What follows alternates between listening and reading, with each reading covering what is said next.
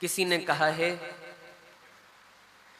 कि महाराज जी, नवरात्रों में पूजन अथवा व्रत इस उद्देश्य से कर सकते हैं क्या कि हमारा प्रेम प्रियतम के चरणों में हो। प्रश्न बहुत अच्छा है, पर आप ये समझें कि भगवान के चरणों में प्रेम प्राप्त करना है, भगवान के चरणों में प्रेम बढ़ाना है।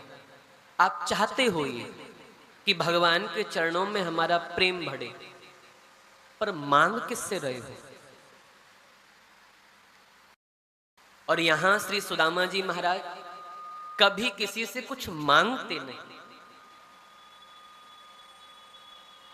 शरणागति में सबसे पहली बात यही है, साधन और साध्य भगवान ही है। समझ रहे हैं आप साधन और साध्य क्या होता है? साधन माने जिससे साध्य की प्राप्ति होती है। आप समझेंगे, यहां से हमको ऋषिकेश जाना है, तो ऋषिकेश पहुंचना क्या है? साध्य। और जिसके द्वारा ऋषिकेश पहुंचेंगे वो क्या है? साधन। उसी प्रकार भगवान की प्राप्ति में भगवान ही साधन है।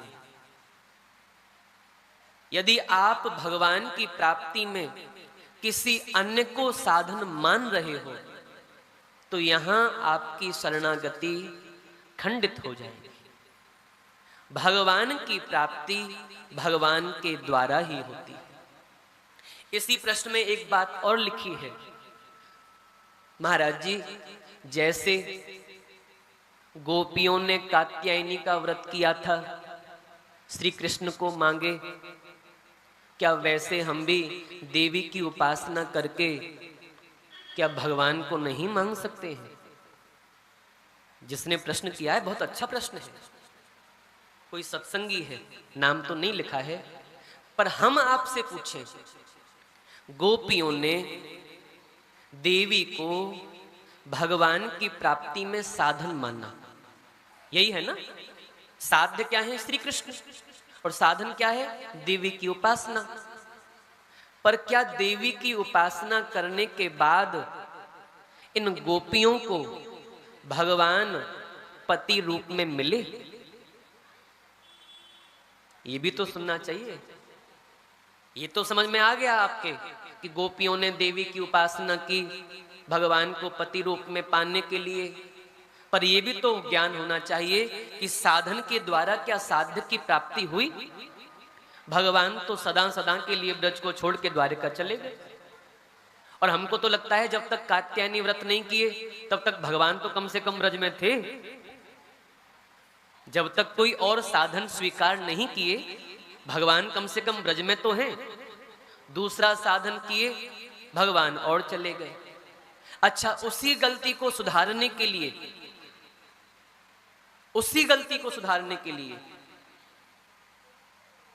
श्री जी स्वयं इस कलयुग में अवतार लेती हैं। किस रूप में? श्री गोदाम्बा जी के रूप में। जो श्री वैष्णव हैं वो इस बात को जानते होंगे। द्वापर युग में गलती हुई कि श्री कृष्ण साध्य माने, साधन कुछ और माना। उसी गलती को सुधारने के लिए श्री गोदाम्बा जी इस व्रत को फिर दोबारा करती हैं। इस व्रत का नाम है श्री व्रतम। जो गोपियों ने व्रत किया है उसका नाम है श्री व्रतम। धनुर्मास में होता है, धनुर की संक्रांति जब लगती है तब ये व्रत होता है, 1 महीने का। और गोदाम्बा जी ने जब इस व्रत को किया उसमें सावधानी, क्या सावधानी? साधन भी श्री कृष्ण है और साध्य भी श्री कृष्ण। श्री कृष्ण के प्रति रोज एक कविता लिखती हैं, श्री कृष्ण के प्रति अपने भाव रखती हैं, श्री कृष्ण का चिंतन करती हैं, और ये सब किस लिए? श्री कृष्ण की प्राप्ति के लिए। अर्थात शरणागति में साधन भी भगवान है और साध्य भी भगवान है। भगवान की प्राप्ति के लिए भगवान से ही प्रार्थना करनी चाहिए। भगवान के अतिरिक्त और किसी से कुछ नहीं मांगना। इसलिए शरणागति में, प्रेम में साधन भी भगवान है और साध्य भी भगवान। अच्छा, ये तो विषय आध्यात्मिक हो गया। हम आपकी भाषा में आपको समझाने का प्रयास करते हैं। कोई स्त्री अपने पति से बहुत प्रेम करती है और अपने पति का प्रेम चाहती है। अपने पति का प्रेम चाहने के लिए उस स्त्री ने अपने पर्स में किसी और पुरुष का फोटो लगा रखा है, रोज देखती है। उसके पति ने पूछा कि तेरे पर्स में किसी और पुरुष का फोटो क्यों है? बोले इसलिए है क्योंकि मैं इस पुरुष से यही चाहती हूं कि मेरा पति मुझसे प्रेम करे। तो पति बोला, देवी तुझे मेरा प्रेम चाहिए तो मुझसे बोल, तू किसी और से क्यों कहती? हमारी बात समझ में आ रही है आपको? भगवान का प्रेम पाना है तो भगवान से प्रार्थना करो ना, किसी और से क्यों मांगते हो? शरणागत का स्वभाव, शरणागत की वृत्ति ऐसी होनी चाहिए जैसे पतिव्रता स्त्री की वृत्ति होती। पतिव्रता स्त्री यदि कुछ मांगती है तो किसी और पुरुष से नहीं मांगती, अपने पति से मांगती। और कोई स्त्री अपने पति की बहुत सेवा करती हो, दिन रात पति की सेवा में लगी रहती हो, और यदि उसे कुछ चाहिए दूसरे पुरुष के पास जाके मांगे, क्या पति को अच्छा लगेगा?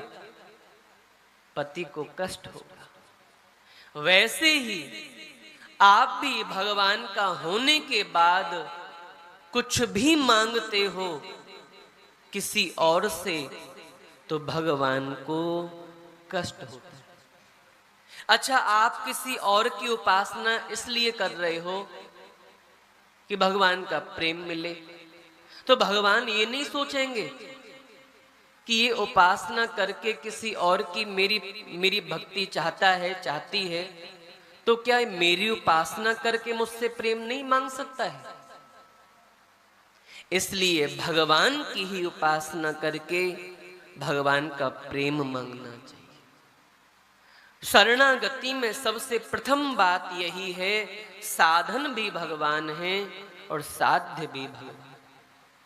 श्री वैष्णव जो यहाँ बैठे हैं, जिनको नारायण मंत्र मिला है, अष्टाक्षर मंत्र मिला है, उनको साथ में द्वय मंत्र भी मिला है।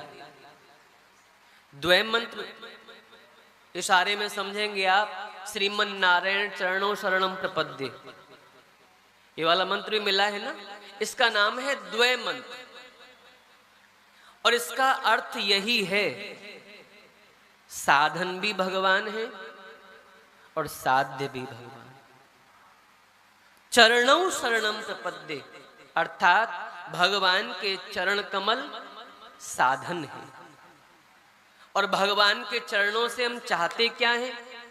श्रीमते नारायणाय नमः। भगवान से हम भगवान को चाहते हैं। साधन भी भगवान और साध्य भी भगवान। मुझे लगता है जिन्होंने ये प्रश्न किया है उनको उत्तर मिल गया होगा। अच्छा, उन्होंने इसी में एक प्रश्न और किया है, महाराज जी गुरु मंत्र के साथ में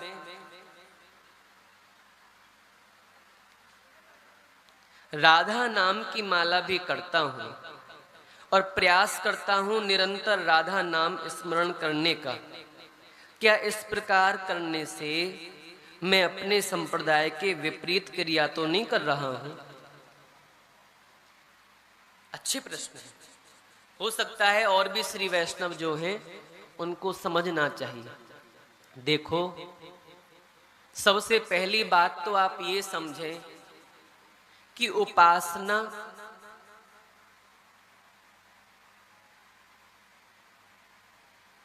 सदैव युगल रूप से ही होती है,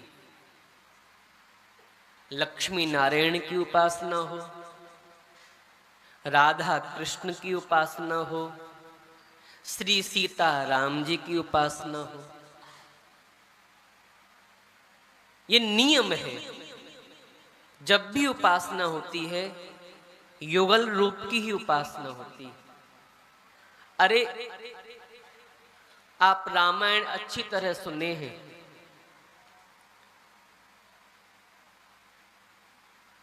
शूर्पणखा राम जी को चाहती है,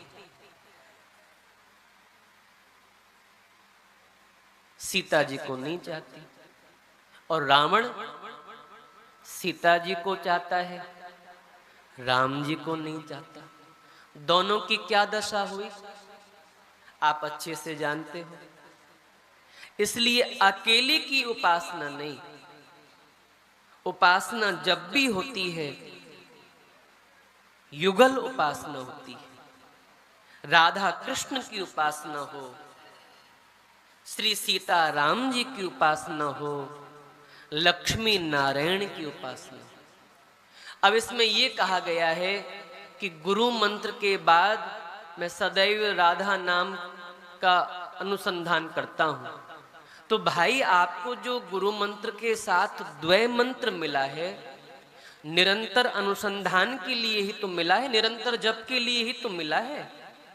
और उसमें अकेले की उपासना नहीं, युगल उपासना छुपी है। आप क्या कहते हो? श्रीमन नारायण, नारायण नहीं श्रीमन नारायण, अर्थात श्री से युक्त जो नारायण है उनके चरणों में प्रणाम करता हूं। राधा जी श्री हैं और श्री कृष्ण नारायण हैं।